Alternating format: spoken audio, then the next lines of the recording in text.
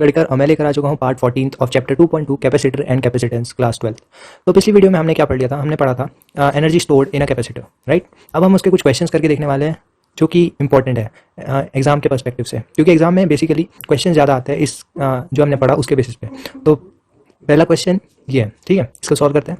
क्या कह रहा है कि a parallel plate 100 microfarad capacitor is charge to 500 volt if the distance between its plate is half, what will be the new potential difference between the plate and what will be the change in the stored energy। ठीक है, basically ये कह रहा है कि यहाँ पे दो चीज़ें। पहले इनिशियली क्या किया, इनिशियली यहाँ पे एक कैपेसिटर था, ठीक है, उस पर जो चार्ज है वो है 100 इंटू 10⁻⁻6 फैरेड, और इस पर हमने कितना चार्ज किया, कितने पोटेंशियल से चार्ज किया, जो है बैटरी थी वो 500 वोल्ट की थी, जिससे ये कैपेसिटर चार्ज किया गया।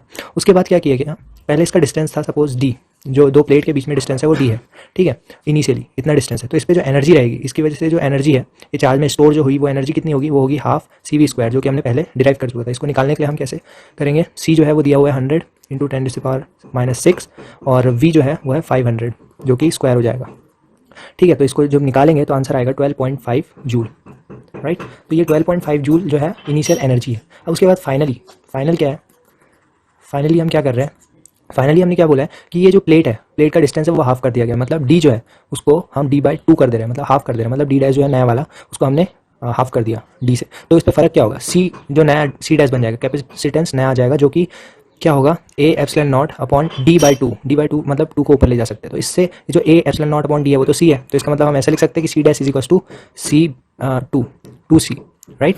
तो ये हमारे पास नया एक्सप्रेशन आ गया, मतलब c' is equal to 2c।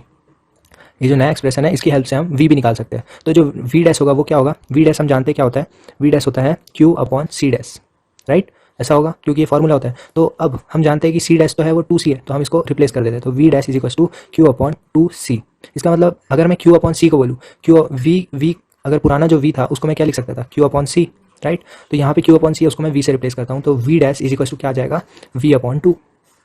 इसका मतलब कि जो नया पोटेंशियल है वो पुराने पोटेंशियल का हाफ था, ठीक है। तो मैं नया पोटेंशियल निकालूंगा 500 डिवाइडेड बाय 2 वोल्ट, तो जो नया पोटेंशियल है वो क्या आ जाएगा, वो आ जाएगा 250 वोल्ट, राइट। तो 250 वोल्ट जो है वो नया पोटेंशियल आ गया मेरे पास। अब उसके बाद जब मेरे पास नया पोटेंशियल आ गया तो फिर मैं एनर्जी भी निकाल सकता हूँ। एनर्जी का फॉर्मूला क्या था, हाफ c' का स्क्वायर, यही है जो नई एनर्जी है वो निकालने के लिए मुझे ये सब लगेगा। तो मैं ये जानता हूँ कि हाफ c' क्या है, c' जो है वो 2c है, तो 2c लिख दूंगा इसकी जगह, और v' क्या है, v' है v/2, राइट, का होल स्क्वायर। तो अब मैं इसकी वैल्यू पुट कर रहा हूँ, तो वैल्यू पुट करने पे क्या आएगा मेरे पास एक्सप्रेशन क्या था u' का, वो था हाफ 2c और v/2 का होल स्क्वायर, राइट। अब मैं यहाँ पे वैल्यू पुट करने जा रहा हूँ, तो वैल्यू पुट करूँगा तो ये 2 से तो 2 कट जाएगा पहले से, और c जो है यहाँ बचेगा, और v²/4, तो ये हो जाएगा 1/4 CV², है ना, ये हो जाएगा। तो ये अगर मैं देखूँ, ध्यान से देखूँ, तो यहाँ से अगर मैं 2 कॉमन निकाल लूँ तो यहाँ 2 बचेगा, और यहाँ पे 2 यहाँ ले लिया, तो ये क्या है, ये तो इनिशियल u है। तो इसका मतलब मैं u' को क्या बोल सकता हूँ, u' का मेरे पास एक रिलेशन आ गया कि हाफ इंटू u। इसका मतलब कि u' जो है वो हाफ होगा पुराने u के। तो पुराने u हमारे पास क्या था, पुराने u हमारे पास था 12.5 जूल, तो नया u क्या आ जाएगा, अपॉन 2 कर देंगे, तो नया जूल आ गया। नया जो एनर्जी है जो रेडिएट हो रही है वो है 6.25 जूल, राइट। तो ये हमारा आंसर है, क्योंकि पूछा था capacitor is dissipated in the form of heat and electromagnetic after how much electrostatic, sorry ये दूसरा क्वेश्चन आ गया, मैं क्वेश्चन इसकी बात कर रहा था। ये जो है प्लेट इज हाफ, जब हम हाफ कर देते हैं प्लेट को, प्लेट के जो डिस्टेंस को हाफ कर देंगे तो उसके बाद जो चेंज होगा स्टोर्ड एनर्जी में वो कितना होगा, तो वो होगा कितना, वो होगा 6.25 जूल। ओके, आई होप आपको समझ में आ गया होगा। अब हम नेक्स्ट क्वेश्चन की तरफ चलते हैं, जो कि है कॉमन पोटेंशियल। पहले नेक्स्ट क्वेश्चन को पढ़ने से पहले हमें कॉमन पोटेंशियल जानना जरूरी होगा। तो कॉमन पोटेंशियल क्या होता है, सपोज मेरे पास एक कैपेसिटर है C1, इसका कैपेसिटेंस है, और उसमें हम एनर्जी जो चार्ज कर रहे हैं उसको वो पोटेंशियल V1 से कर रहे हैं, ठीक है। और दूसरा कैपेसिटर है C2, उसको हम चार्ज कर रहे हैं V2 से, मतलब V2 पोटेंशियल से, ठीक है। उसका पोटेंशियल V2 है, इसका V1 है, ठीक है। अब ये मैंने चार्ज किया, इसके पास कुछ एनर्जी है, और ये मैंने चार्ज किया, इसके पास कुछ एनर्जी है। इन दोनों को मैं आपस में एक कंडक्टिंग वायर से मिला दूंगा, तो उसके बाद क्या होगा, ये जो चार्ज होगा अलग अलग होगा, इसका कुछ अलग चार्ज होगा, इसका कुछ अलग चार्ज होगा। तो ये जब तक कि फ्लो होगा चार्जेस, जब तक ये दोनों के चार्जेस इक्वल नहीं हो जाते, इसी को बोलते हैं कॉमन। और ये जब तक फ्लो होगा जब तक इनका पोटेंशियल कॉमन नहीं हो जाए, पोटेंशियल जब तक कॉमन नहीं होगा जब तक चार्जेस फ्लो होते रहेंगे। जैसे ही चार्ज फ्लो ना बंद हो जाएगा, इसका मतलब कॉमन पोटेंशियल आ गया। तो जो कॉमन पोटेंशियल है उसको निकालने के लिए मेरे पास एक फॉर्मूला होगा। कैसे, सपोज मेरे पास नेट जो टोटल चार्ज इन दोनों को मिला के जितना भी चार्ज है वो है Q1 + Q2, Q1 इसका चार्ज है, Q2 इसका चार्ज है, तो टोटल चार्ज मेरे पास इन दोनों के कैपेसिटर को मिला के Q है। ठीक है, अब मैं जानता हूँ Q को मैं क्या लिख सकता हूँ, C1 प्लस C2 और कॉमन पोटेंशियल जो कि मेरे को निकालना है, क्योंकि ये होगा, मैं जानता हूँ कि Q is equals to CV होता है, right, Q is equals to CV होता है, लेकिन यहाँ पे C क्या है, इनको और इनको मिला के कैपेसिटेंस 1 प्लस कैपेसिटेंस 2 मिला के टोटल कैपेसिटर होगा, और जो पोटेंशियल है वो कॉमन पोटेंशियल मिला के जो फाइनल पोटेंशियल होगा वो उसकी बात। तो इसका मतलब इसको अगर मैं लिखूँ तो ये Q लिख सकता हूँ इसके इक्वल। ठीक है, Q1 क्या होगा, Q1 होगा C1 V1, Q2 क्या होगा, C2 V2, सिंपल है ना। तो इसको अगर मैं यहाँ पे V इधर रहने दूँ, बाकी इसको नीचे ले जाऊँ, तो ये हो जाएगा C1 V1 plus C2 V2 upon C1 plus C2। तो ये जो है ये फार्मूला होता है कॉमन पोटेंशियल का।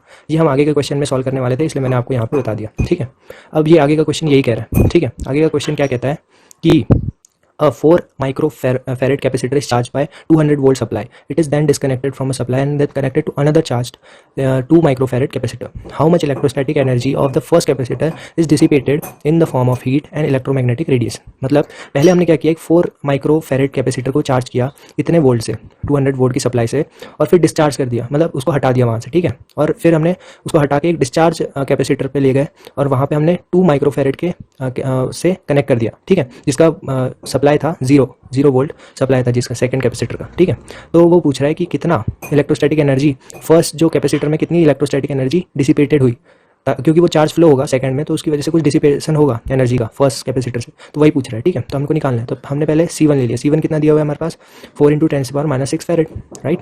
और उसके बाद हमें V1 कितना दिया हुआ है, V1 जो है वो दिया हुआ है 200 वोल्ट, राइट, सब कुछ लिखा हुआ है। अब हम इन दोनों से एनर्जी निकाल सकते हैं। एनर्जी कितनी क्या होती है, मतलब एनर्जी मतलब U होता है। ठीक है, तो U निकाल सकता हूँ मैं। U कितना होगा, हाफ C1 V1 का स्क्वायर। अगर मैं इसको करता हूँ सॉल्व, तो मेरे पास आता है 8 × 10⁻⁻2 जूल, राइट। तो ये मेरे पास U आ गया। अगर आप इसको सॉल्व करके देखोगे तो यही आएगा। ठीक है, मेरे पास U आ गया। अब U आ गया, उसके बाद अब मैं फाइनली क्या कर रहा हूँ, V देख रहा हूँ। देखो मेरे पास U आ गया। अब C2 देखता हूँ। C2 कितना है, C2 मेरे पास 2 × 10⁻⁻6 फैरेड है। ठीक है, और V2 कितना है, V2 क्योंकि यहाँ पे बोला है डिस्चार्ज है, डिस्चार्ज मतलब कि V2 0 होगा। ठीक है, V2 0 है, तो इसका मतलब अब मेरे को फाइनल निकालना है। फाइनल जो है, फाइनल जो एनर्जी है वो निकालनी है मेरे को। ठीक है, तो वो कितनी होगी, हाफ C1 प्लस C2, क्योंकि ये दोनों कनेक्टेड है, दूसरी टाइम पे ये दोनों कनेक्टेड है, इसलिए मैं दोनों C1 प्लस C2 ले रहा हूँ। ठीक है, और पोटेंशियल कॉमन पोटेंशियल लेना पड़ेगा, क्योंकि मैं फाइनल पोटेंशियल की बात कर रहा हूँ। तो कॉमन पोटेंशियल क्योंकि ये दोनों कनेक्टेड है, इसलिए फाइनल पोटेंशियल ही लिया जाएगा। ठीक है, उसका स्क्वायर, तो ये निकलेगा। तो इसके लिए पहले मुझे V निकालना पड़ेगा, वही इसलिए मैंने आपको कॉमन पोटेंशियल पढ़ाया। ठीक है, अब कॉमन पोटेंशियल निकालने का फॉर्मूला हमें पता है, वो क्या होता है, C1 V1 plus C2 V2 upon C1 plus C2, right. अब इसमें सबकी सारी चीज़ वैल्यू पुट कर देंगे, ये और ये चारों चीज़ों पुट करके V निकाल लेंगे। तो V की वैल्यू आ जाएगी हमारे पास 800/6 वोल्ट।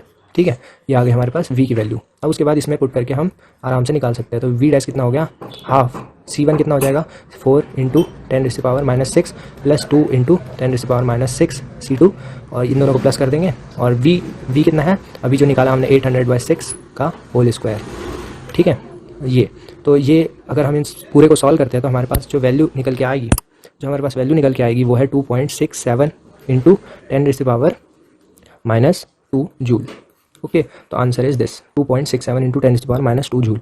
ठीक है, सॉरी, ये जो है वो U ये वाली वैल्यू नहीं निकल के आएगी। अगर आप इसको सॉल्व करते हो, इस पूरे को सॉल्व करोगे, तो आपके पास आएगी 5.33 × 10⁻⁻2 जूल। ठीक है, और अब अपने से पूछा क्या है, अपने से पूछा है कि ये इसमें जो चेंज हो रहा है, हाउ मच पहले वाले में कितना चेंज हो रहा है। तो पहले वाले में चेंज होने के लिए अपने को निकालना पड़ेगा U minus U dash. Energy dissipated पूछा ना, तो इसीलिए U माइनस U1 करेंगे तो वो हो जाएगा 2.67 × 10⁻⁻2 joule, right. This is our answer. तो ये आंसर है। ठीक है, आई होप आपको समझ में आया होगा। नेक्स्ट वीडियो देखने के लिए आगे की वीडियो